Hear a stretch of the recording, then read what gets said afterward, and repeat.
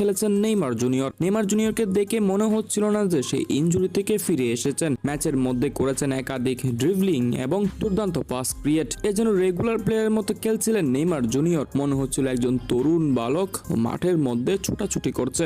আমি প্রত্যেক ভিডিওতেই বলি নেইমার এখনো হারিয়ে যায়নি, নেইমার এখনো আছে, নেইমার থাকবে। তা হয়তো নেইমার আমাকে আজ দেখিয়েছেন, আমার কথা রেখেছেন নেইমার জুনিয়রই। আজকের ম্যাচে 23 মিনিটে নেইমার যা দেখিয়েছেন তা সত্যি অবিশ্বাস্য। 23 মিনিটে বিপক্ষ দলের প্লেয়ারদের পাগলই বানিয়েছেন। সেই সাথে শেষ মুহূর্তে নিয়েছেন ফ্রি কিক শট, যেই শটটি সেভ দিয়েছিল গোলকিপার। সেভ দেওয়ার আগ মুহূর্তে গোলকিপারও ছটফট করছিল, কারণ বল তো তখন নেইমারের পায়ে। কি না কি হয়ে যেতে পারে তা কেউ কল্পনা করতে পারবে না। যাই হোক দর্শক, এই ম্যাচটিতে নেইমার ছিল দুর্দান্ত।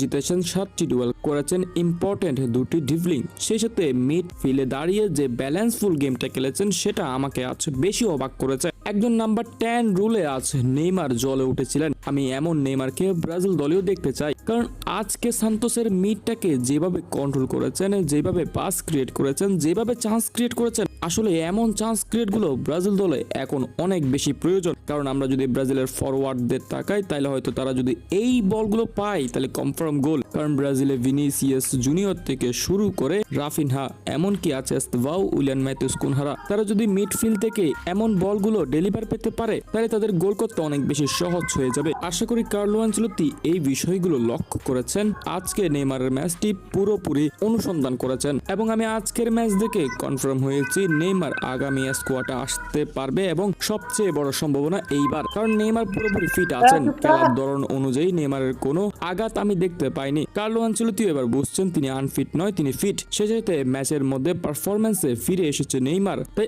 আগামী ম্যাচগুলোতে নেইমারকে দেখার সম্ভাবনাটা অনেক বেশি এবং কার্লো আনচেলত্তি সবচেয়ে বেশি সম্ভাবনায় রাখছেন নেইমারকে এবার।